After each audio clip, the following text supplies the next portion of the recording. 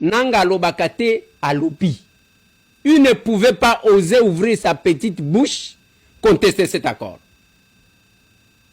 Nanga lobiti. Alobi nini. Alobi a salué à prendre acte et accord qui est un pas. L'accord signé à Washington le 27 juin dernier entre la République du Rwanda et le régime illégitime et corrompu de Kinshasa constitue un pas. Non, c'est entre le Rwanda, entre le Rwanda, parce qu'à côté quoi attaquer Rwanda et le pouvoir illégitime. Entre la République du Rwanda et le régime illégitime et corrompu de Kinshasa. Après lobby, te prendre acte. Nous en prenons acte. Nanga lobby nini. A lobby na malobana ya lobby, biso bitumba tozo sa les apona tozo a pouvoir te, les apona gloire te na munoko na ye nanga. Nous ne poursuivons ni la gloire ni le pouvoir. Si quoi ceux qui apona kozo pouvoir te, nanga ceux qui botali pour ceux qui savent lire, ba comprendre que muto akomi na suka. Akoma chiko kitana kana moni lokola akomi azotambola na tapis rouge. Alobi le 30 juin na kofete kuna. Nanga pleura. Maintenant moi je pose la question. Bino ba pro nanga na ba tunyo qui nous a merdé dans les réseaux sociaux, les porte-parole à Rwanda. Pourquoi nanga lobi teke eza bradage ya minéré? Pourquoi nanga lobi teke eza accord bidon? Pourquoi lobi teke le Congo a perdu dans la signature de cet accord? Pourquoi lobi yangote? Mais comme nanga zalaka ne injure facile, à l'ukinde kolobake, bon, c'est avec nani, ce n'est qu'un pas, mais avec Kinshasa. Abandi kokumisa le miri à Qatar. Mais ce qu'il oublie est que le miri à Qatar azaka kamwana bitinda basimbi sake et pas américain. Parce que ce sont les Américains avec qui Qatar va signer un contrat, va signer un accord déstabiliser Panabango. Tala degré. Au commissi mwana bitinda, au kanisi soki nini. Non, monsieur. Non. L'histoire du Congo, la vérité, on leur dira. Dans 2 jours, aujourd'hui nous sommes les 30, dans 2 jours, si Lumumba était en vie, il totaliserait 100 ans. Le 2 juillet, 100 ans. Bon, comment on a côté la bino roulap. Oyo, basalelier. Na côté la bino wana na côté la bino émission à lobby. Bande konanga, c'est ça la vérité. Toti Kalibatu, ce qu'on a zélabo publié. D'abord, si vous constatez bien, quand on a signé l'accord, côté Aba Rwandais, Aba pro-Rwandais, Kimia, silence radio. Tango salineti, oh voilà, au moins bakeko yamba ambassadeur wana et nani ministre affaires étrangères, ake boena boy. Oh, bison de to perdre, c'est le Rwanda qui a gagné. Nanga parlé. Boko lukandege nini ya kuadapter discours nabi. Na bazone occupé ba komi ko sala entre guillemets recrutement forcé à ba jeune. Ba bi ke bitumbe ko sala te ba ko kende sikate. Bazo recruter ba jeune wana pona nini. Bazo enlever bango pour les tuer. Parce que la population est debout. Nakati accord balobi tozo kende na makamba minéré ezalo kutana nu tobandi ko beta masolo minéré te. Aucun investisseur sérieux a koya ko investir dans une zone où il y a l'insécurité. C'est l'accord de paix. Thérèse Kaikwamba balobi yango. Il s'agissait justement de vendre, comme certains le disent, nos ressources au prix de la paix. Je pense que nous aurions commencé avec une séquence tout à fait différente. Nous aurions commencé justement à vendre. Mais ce n'est pas ce que nous avons fait aujourd'hui. Ce n'est pas ce que nous avons signé aujourd'hui. Aujourd'hui, nous avons signé un accord de paix. Tokosala makambo ya nini ezane loko moko ba bengi CONOPS wana ndeza liko pesa détail. C'est dans ce cadre là que tous les détails seront donnés. Bango balobi nzemo na bango ya bef de l'air na tsela kibino naniti karegati. Même ceux qui ont pas ça comprendre, ça c'est Karega. Nous n'avons aucun intérêt d'attaquer les FDLR aujourd'hui, au moment où les FARDC les ont sérieusement attaqués et ils sont vraiment affaiblis. On en parle très peu. Donc c'est aussi le fruit d'une bonne coopération. Une bonne coopération amène à des résultats qui enlèvent l'élément ou l'épine dans le pied, ou le prétexte comme on l'appelle ici. Comme aujourd'hui. Nous n'avons aucun intérêt d'attaquer les FDLR aujourd'hui, au moment où les FARDC les ont sérieusement attaqués et ils sont vraiment affaiblis. On en parle très peu. Donc c'est aussi le fruit d'une bonne coopération. Une bonne coopération amène à des résultats qui enlèvent l'élément ou l'épine dans le pied, ou le prétexte comme on l'appelle ici. Comme aujourd'hui. Ambassadeur, il y a Rwanda qui est accrédité ici, c'est lui. Ce qui est taliba tweet n'engezobima pendant que nous sommes là na Uganda, pasteur Moko qui est aussi pasteur Moko il y a États-Unis d'Amérique, une américaine Benin azo sambe la pona Congo pour la paix au Congo na Uganda ndazui ezibaya mapia a pêcher drapeau ya RDC ye moko d'abord à latiango. Ce sont les histoires où nous avons bomonate bokomona. Où est le drapeau du Rwanda? Drapeau ya Rwanda zawapi? Il y a un lobbyiste américain bakotia la bino tweet na ye. Ceux qui ont douté quand on a internet au beti okoyeba mutu wana zanani. Alobi ke ba signé accord sous le leadership et président américain et le président congolais. Accord wana za pon intérêt à peuple congolais. Et za victoire na bango. Na phrase ya Suka, je crois que la régie va m'aider à y aller na ligne. Na phrase ya Suka wana zolo bake tozana message ya kopesa Kagame. Ya que soti accord oyo muto a violé yango, il y aura des conséquences contre lui. C'est un accord contraignant.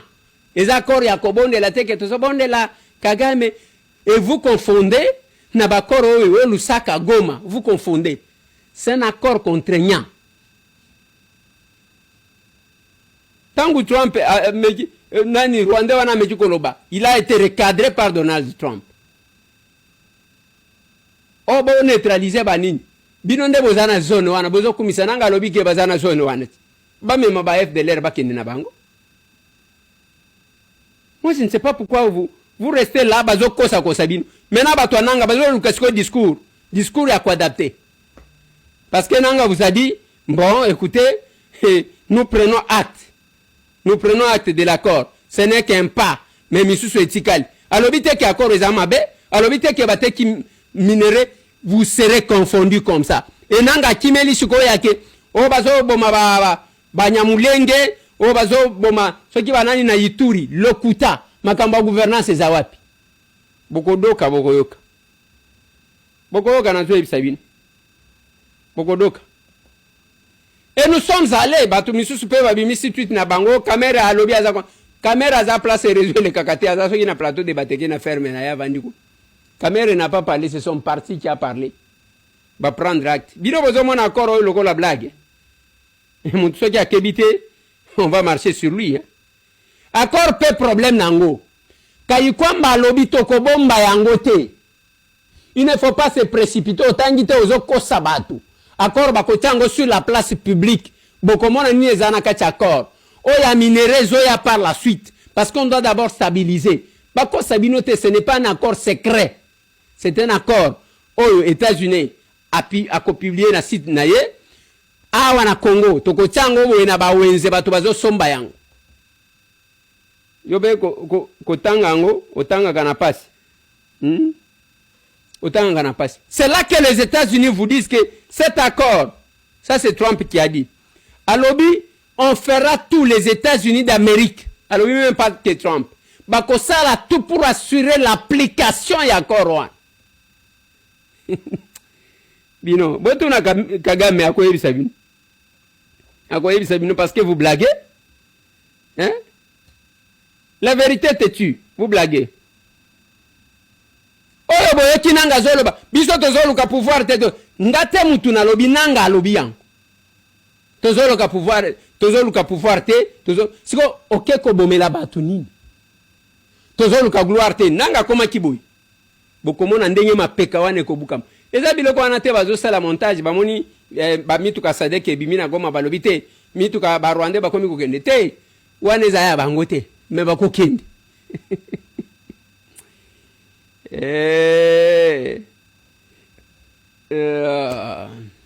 bandeko nanga, c'est notre victoire. Je vais terminer l'émission bientôt là. Bravo na Jacquemaine Chabani. Parce que Bambole na balengola bayokani. Yango moni assemblée provinciale ya Chopo batindeli message, batindeli chef de l'État message à ko féliciter ye. Et c'est ça. Na minute otozoloba. Il y a une délégation américaine, il y a président à la tête, il y a un serviteur de Dieu américain. À la tête de la délégation, c'est Travis Johnson. L'un des pasteurs, il y a Donald Trump. Parce qu'il y a on a parlé du peuple. Tobalo liboy. Tobalo liboy. Papa, Bambela ngana nou ba photo ya fête de l'indépendance au bateau ba sali sali. Il faut encourager, féliciter les gens. Bande Konanga, c'est notre victoire. Il n'y a rien de bradage. Ba brader le mon côté. Il n'y a rien de vol. Mouyibi pesate. Nakatiwa. Oh, ba salibo. Non. Attendez. Awa, Fati, problème est ande ba américain, bilo kwango bazo tuta. Ba lobby l'accord et salemi sous le leadership du président américain et du président congolais. Mais message n'est pas sa Kagame. Je vais vous dire quelque chose pour que bako sabinote. Ba américain ba installer ba matériel na bango na Rwanda. Appuyé par les démocrates. Et biloko waneza ba américain, le président américain comme il protège les intérêts des Américains, ne pouvait pas dire non Rwanda kende kuna sala soki nini tant que matériel na bango nde balobi oui. Donc comment on peut faire? Par la suite, vous allez voir que tout sera installé ici.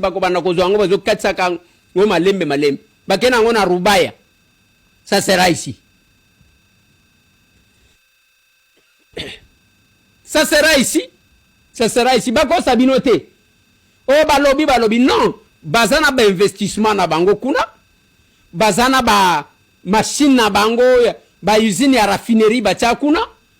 Bako sala boete. Non, malembe, comment on a nyonso kokota ao. Nous, on voulait juste empêcher que les Américains passent par le Rwanda pour nous voler. Baya directement. Bazoya ao. Yangona zoluba. Ceux qui ont na fonction quelque part, ça a quelque chose. Ah, Tobani visite Congo. Il ne faut pas que Baya va visiter Bambouteage. Chacun doit faire son travail dans son domaine. C'est ce que nous disons capables. Nous sommes de l'action commune pour la République. Vous allez constater que Tosanganaka chaque samedi et chaque dimanche, pour la province, nous disons aux gens, les changements au Congo, c'est nous, Bissau. Rejoignez-nous. L'Arche de Noé là. Talaba capable. Comme ça partout. Ils allaient là-bas, Kindo, ils allaient là-bas, Kinshasa, ils allaient là-bas, Kabinda, ils allaient là-bas, ils allaient là-bas. Nous sommes comme ça. Je vais m'arrêter là. Je ne vais pas vous prendre beaucoup de temps, mesdames et messieurs. Invitation à la kili. Bande ko ya États-Unis d'Amérique, bako sabinote et pas batu qui ont perdu l'espoir. Muto anuni a salé le côté, ye musala na eko yokela ka batu mutema pasi parce que moni batu bazo exceller. Bokene na makambo buzoba na bino. Nous défendons le Congo et nous défendons bien le Congo, surtout biso ba villageois. Tout ça la bino ba discours. Les gens qui ne sont là que pour mentir. Le kuta koko sa oyo akosio voilà biso tozana tangu ba présenter une dame comme l'unique africaine accréditée à la Maison Blanche. Bino le kuta na bino. Le kuta na bino, vous êtes des menteurs moko na monate. L'unique africaine, la dame qui a défendu le Congo, qui a présenté les potentialités du Congo, on a décrire ce que Félix Antoine Tshisekedi devant Donald Trump va féliciter. À lobby, elle est la seule accréditée dans la Maison Blanche.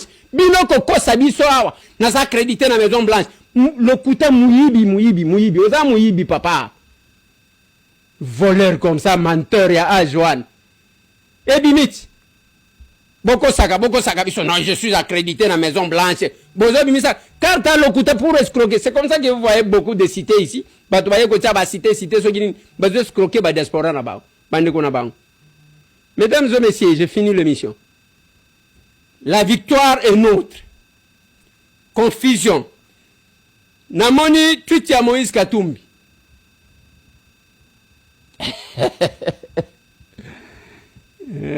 Olobinin. Negradé za la kakaboy.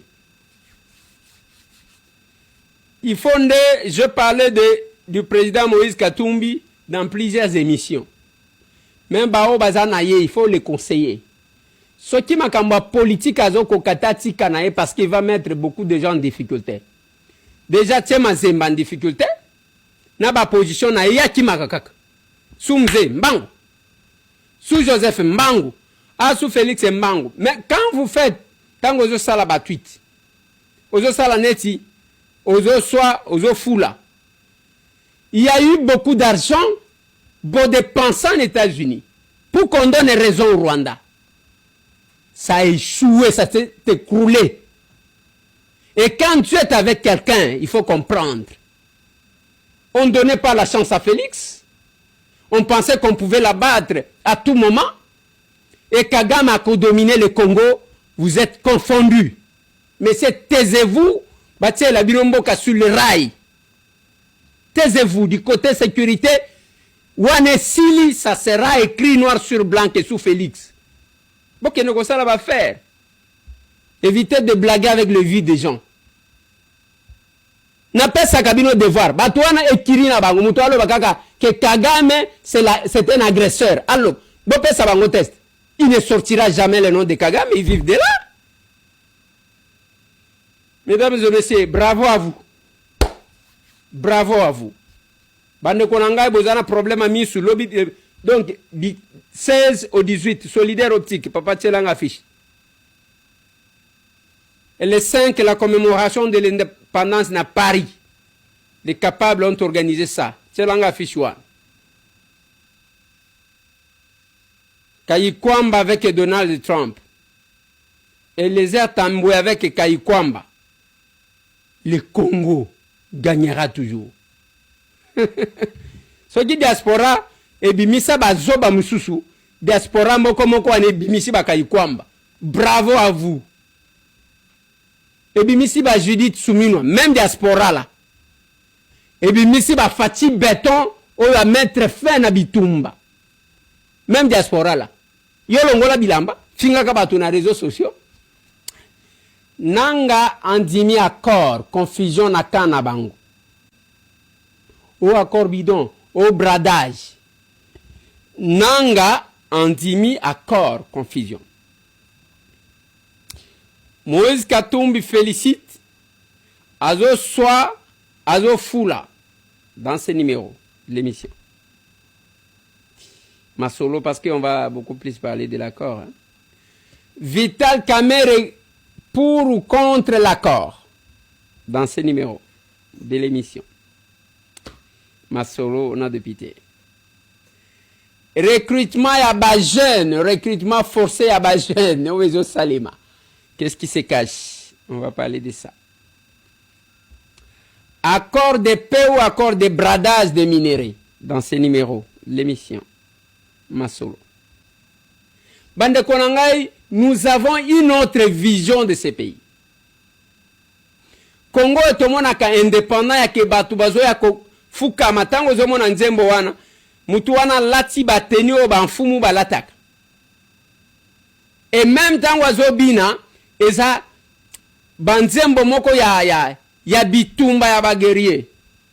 Pona basongi place bazali baebi. Bande Konanga, je vais vous parler de l'accord. Le 30 juin à Lilo, tozo fetan oneye to fetakate. Le chef de l'État Félix Antoine Tshisekedi Tshilombo a circonscrire cadre. Il a fait une commémoration il y a 65 ans au Touzali. tosali yango tozana accord to signé na États-Unis. Accord ebimisi ba polémique, ba pro bananga, ba pro rwandais balobi accord bidon, accord eza chiffon, to se retirer total ba bandi ko sala be mission.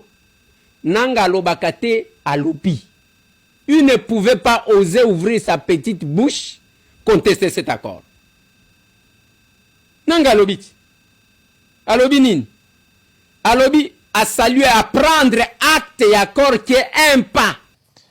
L'accord signé à Washington le 27 juin dernier entre la République du Rwanda et le régime illégitime et corrompu de Kinshasa constitue un pas. Non, c'est entre le Rwanda, entre le Rwanda, parce qu'à côté quoi attaquer Rwanda et le pouvoir illégitime. Entre la République du Rwanda et le régime illégitime et corrompu de Kinshasa. Après lobby, te prendre acte. Nous en prenons acte. Nanga lobby nini? A lobby na malobana ya lobby. Biso bituma tozo sa les apona tozo a pouvoir te. Les apona gloire te na munoko na ye nanga. Nous ne poursuivons ni la gloire ni le pouvoir. Si quoi ceux qui apona kozo a pouvoir te nanga ceux qui botali pour ceux qui savent lire ba comprendre que muto a komi na suka. A koma chiko kitana kana moni lokola komi azotambola na tapis rouge. A lobby le 30 juin na kofete kuna. Nanga pleura. Maintenant, moi, je pose la question. Bino ba pro nanga na ba tunyo, ce qui nous a merdé dans les réseaux sociaux, les porte-paroles à Rwanda. Pourquoi nanga lobite que eza bradage à minéré? Pourquoi nanga lobite que eza accord bidon? Pourquoi lobite que le Congo a perdu dans la signature de cet accord? Pourquoi lobby angote?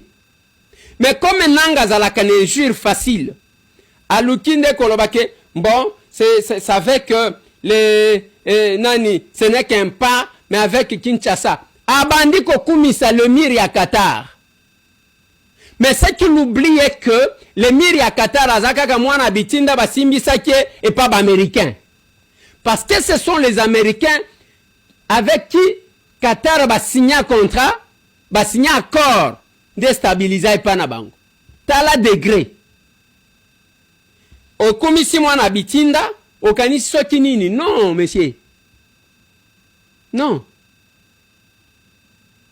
L'histoire du Congo, la vérité, on leur dira. Dans 2 jours, aujourd'hui nous sommes les 30, dans 2 jours, si Lumumba était en vie, il totaliserait 100 ans. Le 2 juillet, 100 ans. Bon, comment on a coaché la bino roulap? Oyo, basalelier. Na coaché la bino wana na coaché la bino émission à lobby. Bande konanga, c'est ça la vérité. Toti Kalibatu, ce qu'on a zélabo publié. D'abord, si vous constatez bien, quand on a signé l'accord, côté Aba Rwandais, Aba pro-Rwandais, Kimia, silence radio. Tango salineti, oh voilà, au moni bakeko ya ambassadeur wana, et nani ministre affaires étrangères, ake boena boy. Oh, bison de to perdre, c'est le Rwanda qui a gagné. Nanga parlé. Boko lukandege ni ya ko adapter discours nabi. Na bazone occupé ba komi ko sala entre guillemets recrutement forcé à ba jeune. Ba bi ke bitumbe ko zala te, ba ko kende sikate. Bazo recruter ba jeune wana pona nini? Bazo enlever bango pour les tuer parce que la population est debout. Nakati accord ba lobi tozo kende na makamba minéré, ezalo kutana nu to bandiko beta masolo minéré te. Aucun investisseur sérieux a koya ko investir dans une zone où il y a l'insécurité. C'est l'accord de paix. Thérèse Kaikwamba Lobiang. Il s'agissait justement de vendre, comme certains le disent, nos ressources au prix de la paix. Je pense que nous aurions commencé avec une séquence tout à fait différente. Nous aurions commencé justement à vendre. Mais ce n'est pas ce que nous avons fait aujourd'hui. Ce n'est pas ce que nous avons signé aujourd'hui. Aujourd'hui, nous avons signé un accord de paix. Tokosala makambo ya nini ezane loko moko ba bengi CONOPS wana ndeza liko pesa détail. C'est dans ce cadre là que tous les détails seront donnés. bango balobi nzemo na bango ya bef de l'air na tela kibino naniti karega même ceux qui osent en posa ko comprendre ça c'est karega. Nous n'avons aucun intérêt d'attaquer les FDLR aujourd'hui, au moment où les FARDC les ont sérieusement attaqués et ils sont vraiment affaiblis. On en parle très peu. Donc c'est aussi le fruit d'une bonne coopération. Une bonne coopération amène à des résultats qui enlèvent l'élément ou l'épine dans le pied, ou le prétexte comme on l'appelle ici. Comme aujourd'hui. Nous n'avons aucun intérêt d'attaquer les FDLR aujourd'hui, au moment où les FARDC les ont sérieusement attaqués et ils sont vraiment affaiblis. On en parle très peu. Donc c'est aussi le fruit d'une bonne coopération. Une bonne coopération amène à des résultats qui enlèvent l'élément ou l'épine dans le pied, ou le prétexte comme on l'appelle ici. Comme aujourd'hui. Ambassadeur, il y a Rwanda qui est accrédité ici, c'est lui. Ce qui ont taliban tweet n'engezobima pendant que nous sommes là na Uganda, pasteur Moko qui est aussi pasteur Moko il y a États-Unis d'Amérique, une américaine Benin azo sambe la pona Congo pour la paix au Congo na Uganda ndazui ezibaya mapia a pêcher drapeau ya RDC ye moko d'abord ala tiango. Ce sont les histoires où nous avons te bokomona. Où est le drapeau du Rwanda? Drapeau ya Rwanda des Awapi. Il y a un lobbyiste américain qui a bino tweet na ye. Ceux qui ont douté quand on a internet au beti okoyeba mutu wana zanani. A lobby que ba signé accord sous le leadership et président américain et le président congolais. Accord wana za pon intérêt à peuple congolais. Et za victoire na bango. Na phrase ya Suka, je crois que la régie va m'aider à y aller na ligne. Na phrase ya Suka wana zolo bake tozana message ya kopesa Kagame. Ya que ce qui accord oyo muto a violé yango, il y aura des conséquences contre lui. C'est un accord contraignant. Les accords ya kobonde la teke to bonde la Kagame et vous confondez na bakoro oyo Lusaka Goma, vous confondez. C'est un accord contraignant. Tangu Trump nani Rwanda wana mejikoloba, il a été recadré par Donald Trump. O bo neutraliser banini. Bino nde bozana zone wana bozo kumisa nanga lobi ke bazana zone wana. Ba mema ba FDLR ba kindi na bango. Moi je ne sais pas pourquoi vous restez là bazo kosa kosa bino. Maintenant ba to nanga bazo lukasiko discours ya quoi adapter. Parce que nanga vous a dit bon écoutez nous prenons acte. Nous prenons acte de l'accord. Ce n'est qu'un pas.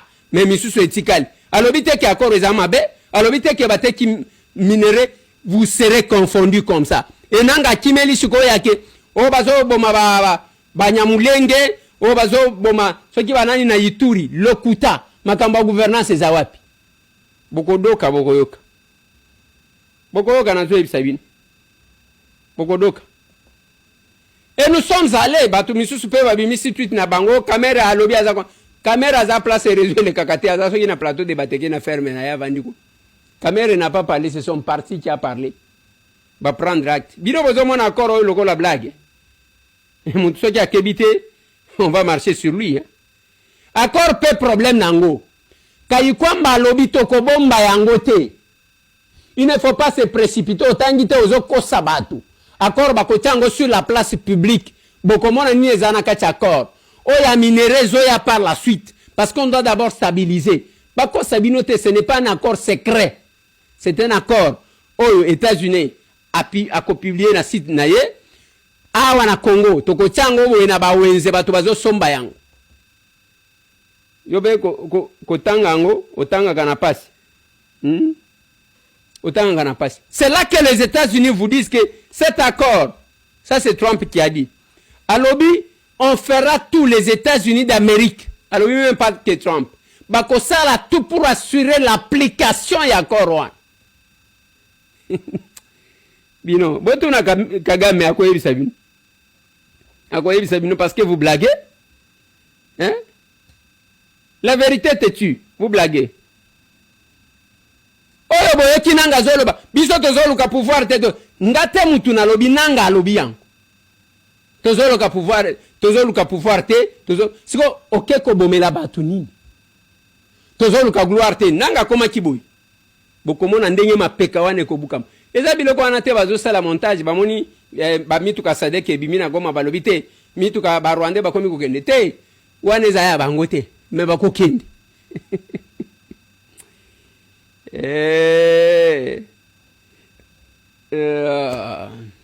Banegonanga, c'est notre victoire. Je vais terminer l'émission bientôt là. Bravo na Jacquemaine Chabani. Parce que Bambole, na Balengola, Bayokani. Yango moni assemblée provinciale, ya Chopo, batindeli message, batindeli chef de l'État message à ko féliciter yé. Et c'est ça. Na minute tozoloba.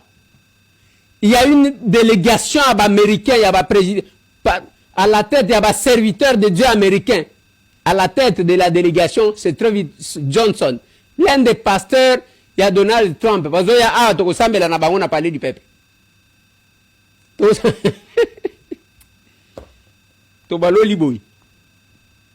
Tobalo liboy. Papa, Bambela ngana nou ba photo ya fête de l'indépendance au bateau ba sali.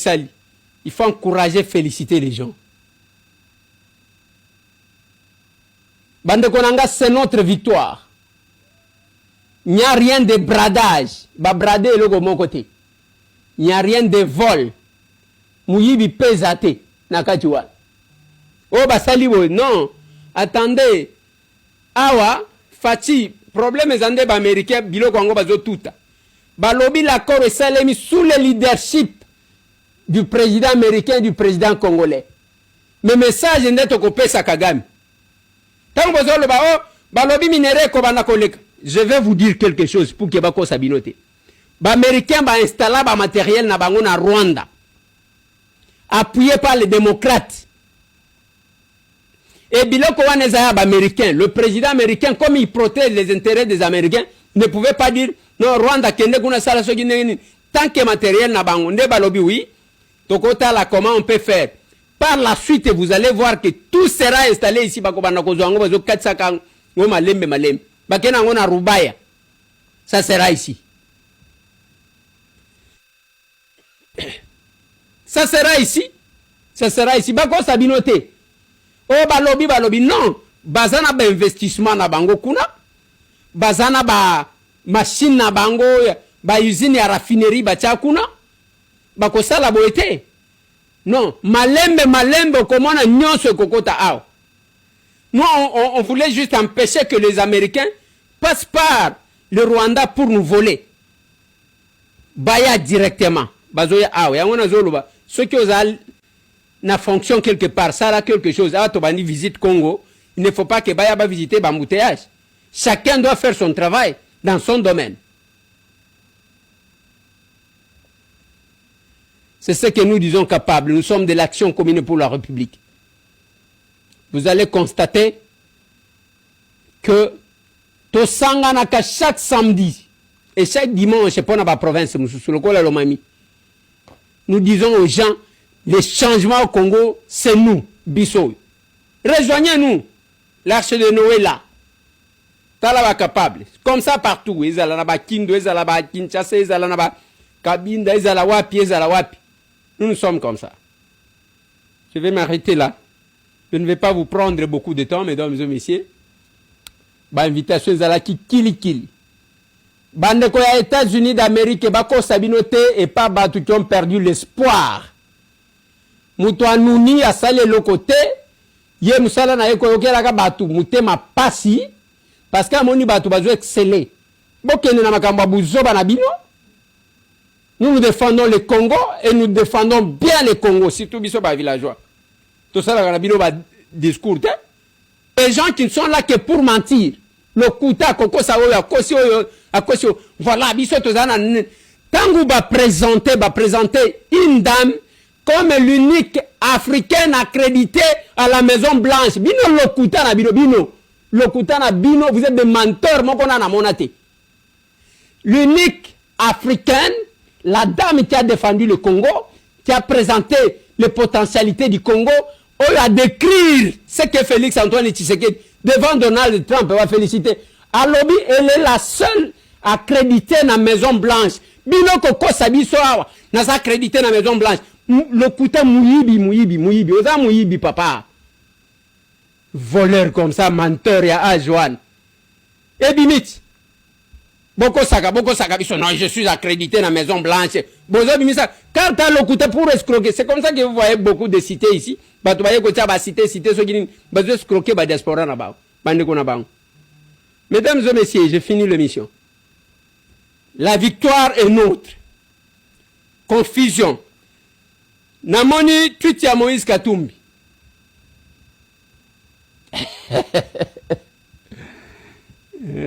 Olobinin, Négradé à la kakaboy. Il faut je parlais du président Moïse Katumbi dans plusieurs émissions. Même Bao Bazanaye, il faut le conseiller. Ce qui m'a dit politique à Zokokatati Kanaye parce qu'il va mettre beaucoup de gens en difficulté. Déjà, tu es en difficulté. N'a pas position na yaki makakaka. Soumze Mbango. Sous Joseph Mbango. Sous Félix Mbango. Mais quand vous faites, tant que vous sala tweet, vous sala neti, vous soit, vous foula. Il y a eu beaucoup d'argent pour dépenser en États-Unis pour qu'on donne raison au Rwanda. Ça a échoué, ça s'est écroulé. Et quand tu es avec quelqu'un, il faut comprendre. On ne donnait pas la chance à Félix. On pensait qu'on pouvait l'abattre à tout moment. Et Kagame a dominé le Congo. Vous êtes confondus. Mais c'est taisez-vous, bâtissez la Bilomboka sur le rail. Taisez-vous du côté sécurité. Wanesili, ça sera écrit noir sur blanc et sous Félix. Bon, qu'est-ce que ça va faire? Évitez de blaguer avec le vie des gens. N'a pas sa cabine au devoir. Batouana et Kirina Bango, Moutoualo Bakaka, que Kagame, c'est un agresseur. Alors, bon, ça va test. Il ne sortira jamais le nom de Kagame, ils vivent de là.